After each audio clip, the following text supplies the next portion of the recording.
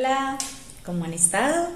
Bueno, mi nombre es Tatiana Peñarrío, psicóloga egresada de la Universidad de San Buenaventura, compañera de Paula Ospina, a quien agradezco profundamente pues, el haberme invitado a este espacio con ustedes que inicialmente iba a ser presencial, pero bueno, por esas cosas del destino no nos vamos a poder conocer como me hubiese gustado y tomarnos el tiempo para compartir una información que es tan vasta, tan extensa y que bueno, no siempre es fácil pues como obviamente resumirla. Tengo 20 minuticos para trabajar con ustedes, espero bueno, que puedan disfrutar de este espacio. Voy a intentar ser lo menos técnica posible, así pues había preparado también como la presentación para ser más accesible a ustedes, a sus cotidianidades, a lo que vivimos diariamente desde ambas posturas, como madres, como padres, como personas que acompañamos los procesos de crecimiento de nuestros hijos, hijas e hijex, y de los seres que en general pues nos acompañan y nos rodean. Hay como dos o tres cositas que quiero exponer antes de, y la primera es, voy a hacer como en términos de tiempo, voy a utilizar un solo género, entonces voy a hablar de hijos probablemente la mayor parte del tiempo y de padres, no porque quiera ser excluyente, se los aclaro, sino porque bueno, en términos de tiempo siempre referirme a todos los géneros es complejo, pero quiero que todos, absolutamente todos como grupo familiar se sientan incluidos dentro de este espacio. Lo segundo que les quiero contar es que no quiero que me crean, porque mi intención no es venir aquí a dar un montón de conceptos, a imponer lo que pienso, sino que realmente puedan verificar a través de sus cotidianidades y de sus existencias esas dos o tres cosas que hoy les pueda dejar como mensajes centrales e importantes.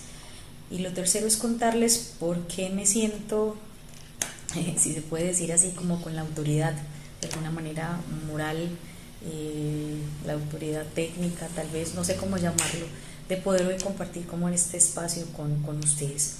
Lo primero es contarles que llevo más de 20 años de experiencia en clínica, trabajando con niños, niñas, adolescentes, en situaciones de vulnerabilidad, niños, niñas y adolescentes con conductas comportamentales un poquito más complejas y que podríamos llamar patológicas, entre comillas, no me gusta mucho usar ese término.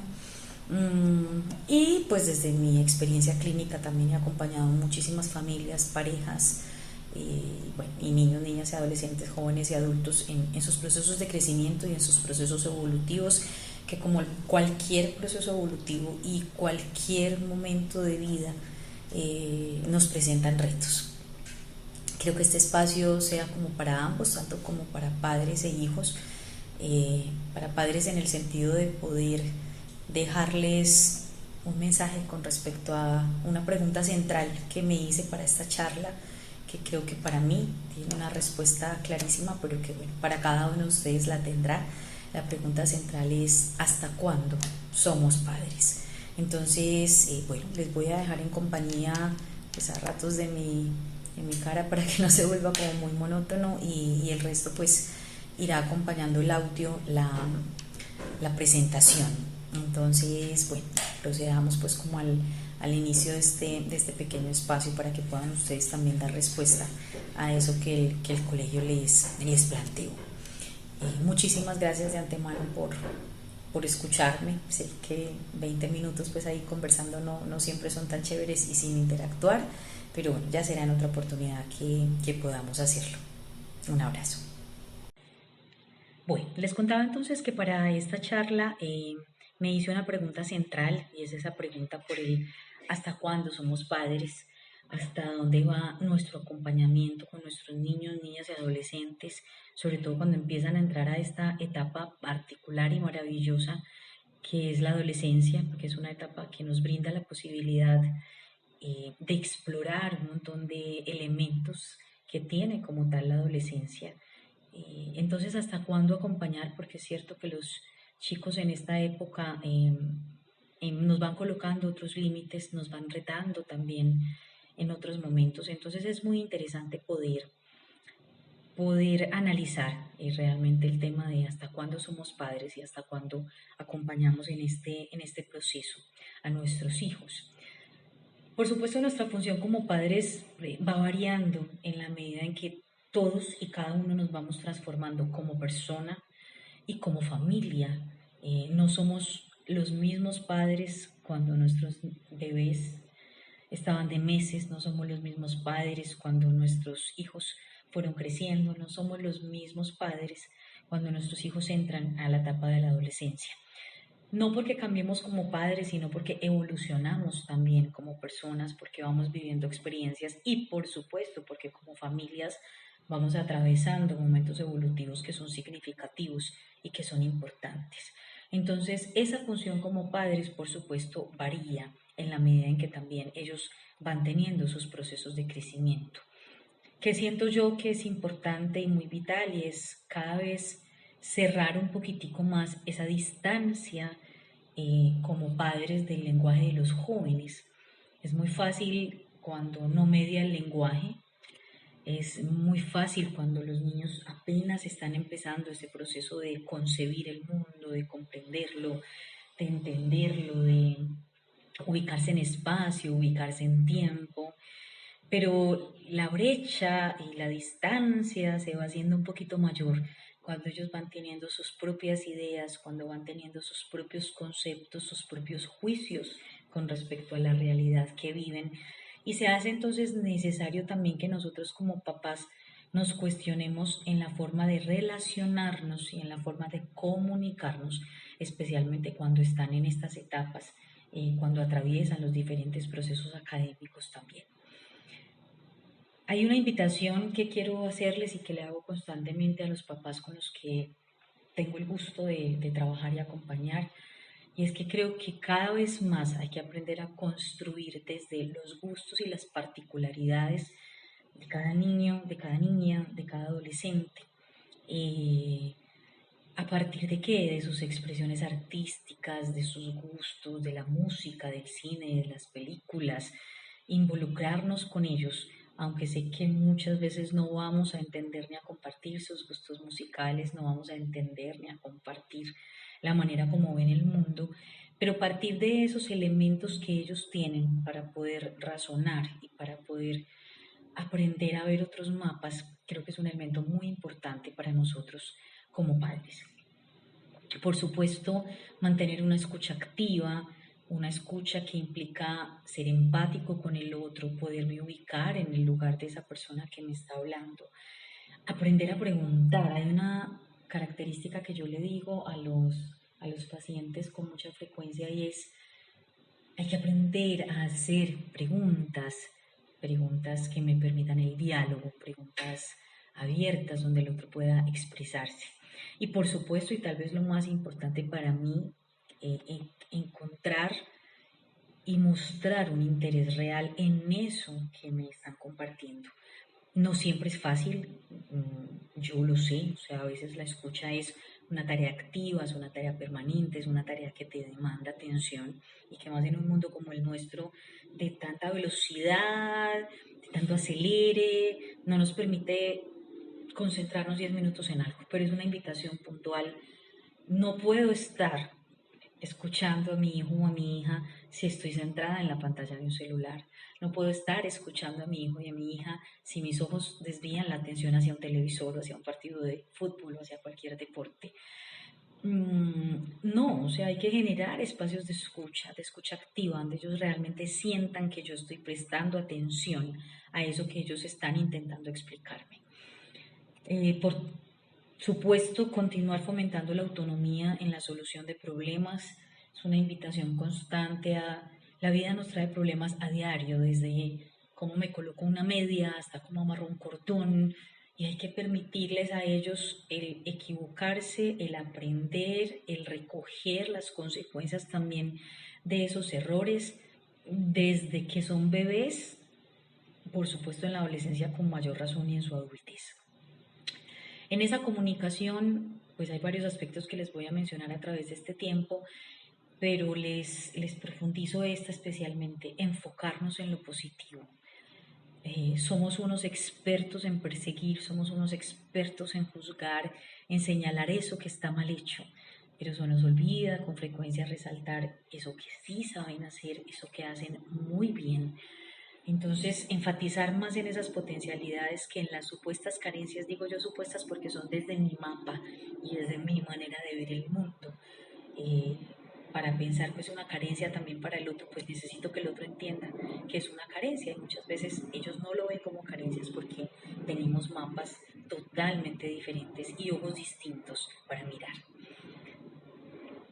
La flexibilidad, el aprender a cambiar nuestro punto de vista, el considerar que mi manera de ver el mundo no es la única forma de ver el mundo y que así yo lo vea desde mi experiencia, desde que tengo más años, que ya he vivido más, como la mejor opción, tal vez en el interior no sea la mejor opción para él o para ella.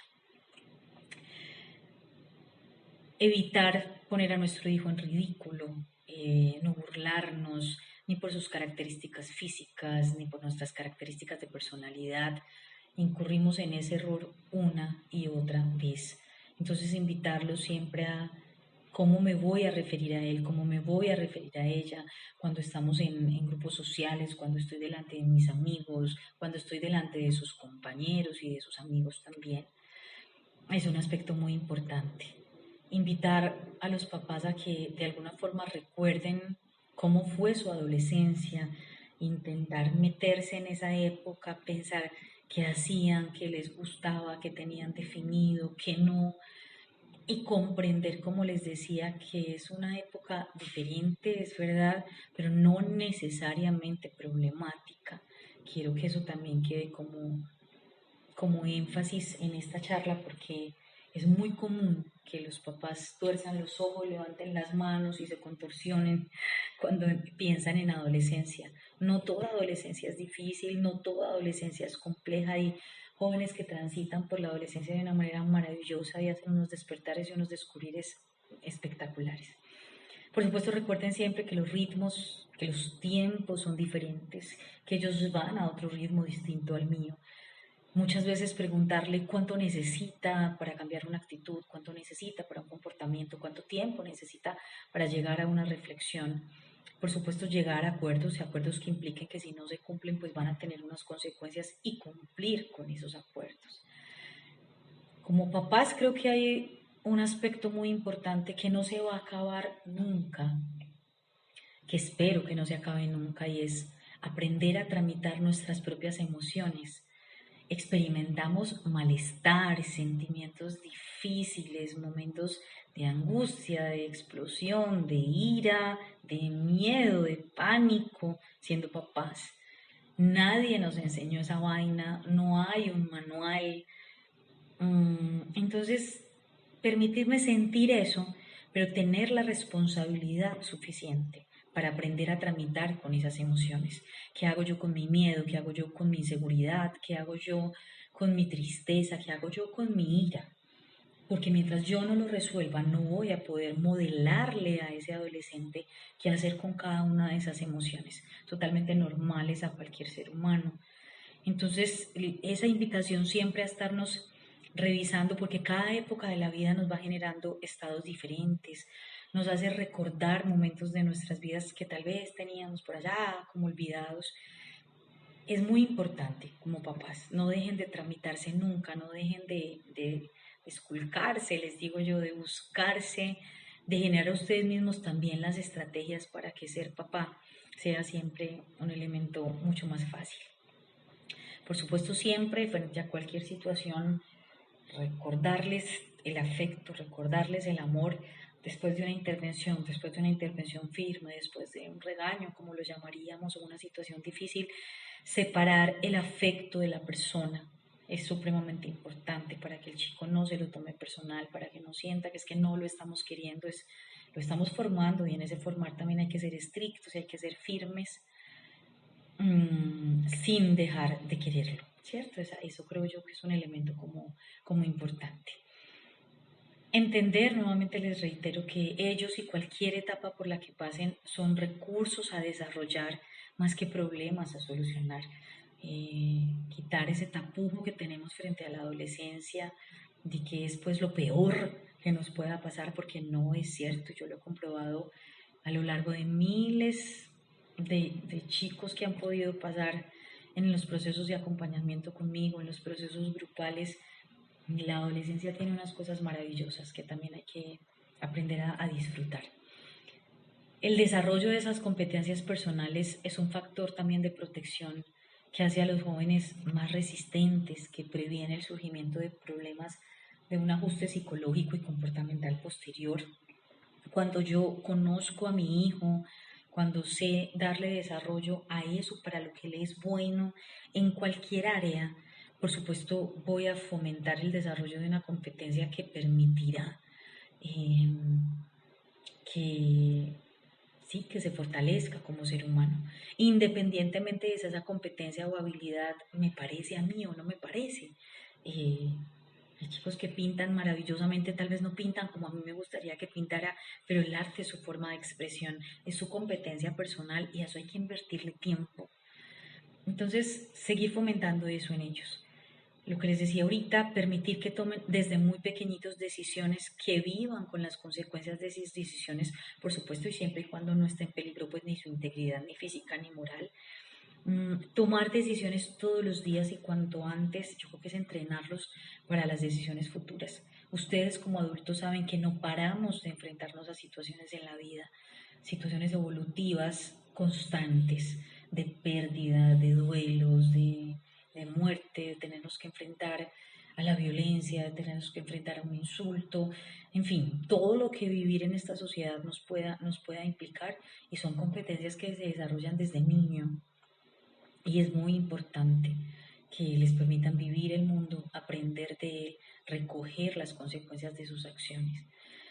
En vez de sentenciarlos en ese diálogo y en esa comunicación, planteen sus puntos de vista, lo que ustedes consideren que es probable que de pronto suceda si ellos hacen eso que piensan hacer. Pregúntenles qué piensan de eso que ustedes están pensando. Sean abiertos en esa comunicación. Es la única forma de que él realmente o ella tengan confianza, y seamos su apoyo y seamos su bastión también como para este tránsito que implica tantas cosas, esto de ser humano. Aunque este punto pueda ser polémico para muchas personas, siempre he trabajado la idea de que no somos amigos de nuestros hijos en toda la extensión de la palabra. Podemos acompañarlos, podemos ser buenos pares, pero hay que mantener el límite de la autoridad, hay que mantener el norte, hay que saber hacia dónde vamos en esa educación con esos muchachos. No pueden ser nuestros mejores amigos y por tanto yo no puedo colocar todo mi malestar emocional con ellos, el mío personal, el que vivo con la pareja, el que vivo en mi trabajo. No, o sea, es una invitación constante a que piensen que ellos también están intentando procesar lo que llevan dentro y nosotros no podemos estar sorteándoles con todo nuestro malestar también. Promover el cuidado y el uso del tiempo libre. Cuiden el tiempo libre de sus hijos, sepan qué están haciendo, qué quieren hacer en ese tiempo libre, conozcan sus amigos, qué hacen, a dónde van, qué espacios les gustan, qué espacios no les gustan. Eh, Buscar actividades, por supuesto, externas si no las brinda el colegio en esas competencias personales de las que hablábamos ahorita. Hay una pregunta chévere y esto sí se los quiero dejar así textual. ¿Sabes hablar sin sermonear, sin manipular o sin juzgar? La comunicación violenta es toda comunicación que se inicia con la intención de cambiar al otro. Cuando yo intento comunicarme con él para que él cambie y se adapte a mi manera de pensar, puedo estar siendo violento. Una comunicación afectiva y efectiva pasa por reconocer al otro, reconocer el punto en el que ese otro está y el por qué sí tiene sentido lo que dice desde su punto de vista. Comprender es simplemente ese lugar interno desde el cual incluyes todo lo que viene de parte del otro para que desde ese punto de partida se exploren las opciones disponibles. Es ponerse al lado en vez de enfrente a la hora de gestionar lo que voy presentando en la vida, lo que se va presentando en la vida. Hacer uso de las estrategias básicas de comunicación, evitar generalizaciones, es que tú siempre, evitar el uso de palabras que no dicen nada preciso, que generan una sensación como de vaguedad porque son muy libros, entonces todos los políticos son corruptos, todos los adolescentes son difíciles, eso no lo sabe nadie, nunca me reconocen nada. Nada de esto es posible, siempre pasa lo mismo, las suposiciones, me imagino que tú tal cosa, las adivinaciones, las mamás, especialmente las mamás, tengo que decir, son expertas en ellas, es que estoy segura que tal cosa, los mensajes brujos o desempoderados, esos mensajes que tiro por allá como por debajo cuando realmente quiero expresar otra cosa. Mm, lean, estudien, aprendan, vuélvanse expertos en las edades de sus hijos. Libros de adolescencia hay demasiados textos, hay demasiado, muy buenos videos para el acompañamiento. Pregunten, no teman acudir a un profesional cuando no sepan sobre un tema, consulten en el colegio, busquen ayuda, y con ello también le están enseñando a los muchachos que no siempre no las sabemos todas. Ellos también, probablemente muchos sean papás después. Entonces, educar no es una cosa que hayamos terminado de aprender. Aprendemos educando, valga la redundancia. Aprendemos en el quehacer cotidiano, aprendemos de las experiencias que nos tocan todos los días. Probablemente si yo hoy pienso en una situación de hace 15 años con mis hijos, pues lo hubiera resuelto de otra forma. Entonces, que sea un continuo aprendizaje para cada uno de ustedes. No teman estudiar del comportamiento, aprendan a conocer por qué los muchachos o las muchachas se comportan de esas maneras. Hay otra cosa importante que pienso que es fundamental y es aprendan de la diversidad, de esos temas difíciles, de los gustos de sus hijos. En el tema de la sexualidad, ojo, sean abiertos, sean claros, más allá de lo que ustedes piensen, más allá de sus ideas sobre temas como el IVE, la interrupción voluntaria del embarazo, del aborto, de la orientación de género, de la transexualidad, en fin, de tantos temas que hay difíciles a veces en el abordaje con los hijos, pero tan necesarios de hablar para que se vuelvan cotidianos, para que no sean temas extraños, para que los hijos no tengan que ir a buscar esa información en otro lugar, tal vez otro lugar que no sea el correcto, tal vez el internet, tal vez los amigos que no estén muy bien orientados. Entonces, permítanles a ellos hablar de esos miedos, de esos temores, de esas cosas que escucharon en el colegio de la manera más abierta y más tranquila. Y así ustedes no estén de acuerdo, por lo menos muéstrenles que hay otras alternativas y planteen ustedes qué es lo que piensan con respecto a esas alternativas. Creo que esa parte es supremamente importante. El uso de las tecnologías digitales es un tema que me preguntan cotidianamente. Les voy a dejar aquí como este decálogo con el uso de las tecnologías. Soy amiga de la tecnología, soy amiga de muchas cosas que nos ha permitido el Internet, sobre todo a nivel de comunicación, pero reconozco también los riesgos, la necesidad de poner límites, la necesidad de saber a través de la tecnología también llegar a ellos, que les compartan los videos que les mandan, las cosas charras, los GIFs, los posts, no sé, todo lo que la tecnología traiga, métanse en eso, aprendan a flexibilizar en ese sentido porque lo van a necesitar. Por supuesto, eviten la tecnología también cuando hay espacios familiares, permítanse la no conexión, que haya tiempos de conexión y de no conexión. El manejo y el uso responsable del Internet y de los medios de comunicación y de tecnología empieza por los adultos. Se los decía al principio, no puedo pretender escuchar a mi hijo cuando estoy atenta a una pantalla del celular, no puedo pretender estar concentrada en mi hijo si estoy atenta a una pantalla de televisión. Entonces, creo que es un tema importante. Y ojo que les estoy diciendo un montón de cosas que aplican también para el colegio, pero en el fondo lo que quiero dejarles es, no dejamos de ser papás nunca. Hasta el último día de nuestras vidas o de la de ellos, tenemos que estar ahí, pendientes, acompañando en ese proceso. Creo que me voy a pasar 2 minuticos para compartirles una teoría que me gusta mucho, que es de Lerner, del desarrollo positivo del adolescente, que habla de las 6C. Las 6C son la competencia, desarrollar esas competencias en lo académico, en lo social, las competencias físicas, en el deporte. La confianza, cómo estoy trabajando la autoestima de mis hijos, cómo hacer que ellos se identifiquen de una manera positiva su apariencia física, cuidar esa apariencia en términos razonables.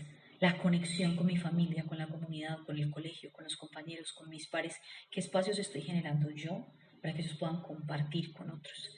El temperamento y el carácter, que son temas que si bien traen una herencia de una genética, por supuesto también parte de unos temas que nosotros enseñamos como adultos, y es ese tema de la conciencia social, de la conciencia política, de los valores desde un mundo diverso, que tal vez no nos tocó a nosotros tan diverso, pero a ellos sí, y hay que aprender de su conducta moral, de unos valores personales y cómo estoy trabajando yo con ellos, esos valores que cada uno tiene. Y por último, el cuidado y la compasión, en el sentido de ser capaz de generar compasión y cuidado por cualquier tipo de especie de ser vivo.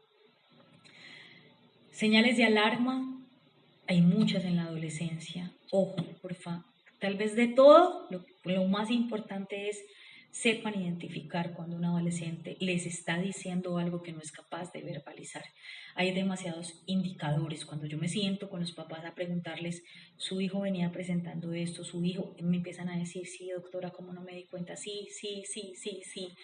Ellos dieron muchas muestras y señales, pero por nuestros miedos, por el que dirán, porque cómo me voy a enfrentar yo a la sociedad y a reconocer que mi hijo es homosexual, cómo voy a explicarle al otro que mi hijo me está diciendo que se siente en un cuerpo diferente al suyo, cómo voy a asumir frente al otro que mi hijo está consumiendo sustancias psicoactivas. Boten los tapujos, quiten los miedos y asuman eso de una manera responsable. Que una persona experimente cierta cantidad de cambios es algo normal en la adolescencia, pero un cambio drástico, duradero en la personalidad o el comportamiento del adolescente sí es una cosa que necesita estar pendientes. Entonces, cambios en la salud física o en la apariencia, aumento o pérdida excesiva de peso, preocupación constante por esos temas, problemas con el sueño, alteraciones en los ciclos del sueño, cambios rápidos y drásticos en la personalidad, cambio repentino de amigos. Ojo con este tema, por favor. Ojo. Conductas sexuales recurrentes y no apropiadas para ciertos contextos. Empeorar continuamente el rendimiento académico o el rendimiento en otras áreas, en el deporte, en el instrumento musical, en la clase en la que esté. Es un asunto para revisar, que es importante. Faltar a clase continuamente, una pérdida de deseo por no querer ir al colegio. Una pérdida de deseo de querer ir al colegio, hablar o incluso bromear sobre temas como el suicidio. Hablen de esos temas, por favor. No los hagan invisibles, son temas reales, existen, han aumentado de manera considerable. Hay que conversar sobre eso. Indicios de que está fumando, bebiendo alcohol o consumiendo algún tipo de sustancias. Problemas obviamente con la ley, ya me están hablando de problemas mayores. Autolesiones o comportamiento autodestructivo, amenazas de daño a sí mismo o a otros. Frecuentes estallidos de agresión, enojo, descuido con la higiene personal, lo que hablábamos ahorita del cuidado también de esa apariencia física, sin irnos al extremo, por supuesto. Dificultades para hacer frente a problemas y actividades cotidianas que antes resolvían con muchísima normalidad. Pesadillas o alteraciones del sueño, ya se los decía ahorita, muy frecuentes. Amenazas de escaparse o fugarse, cuando empieza a decir que se va a ir, que va a arrancar para otro lugar. Bueno, todo este tema. Pensamientos y sentimientos extraños y conductas no comunes que ustedes detecten en ellos. Retracción social, soledad, reclusión con deterioro de esas relaciones sociales, no querer de un momento a otro salir, no querer estar con los amigos que estaban antes. Una fatiga excesiva, ojo con la parte médica, en ellos es muy importante. Una indiferencia aparente, apatía a unas situaciones que uno esperaría que ellos le pongan atención, cierta excentricidad en el vestir, ansiedad, vueltas o movimientos frecuentes, que salgan de pronto a unas caminatas así como sin sentido y sin lógica.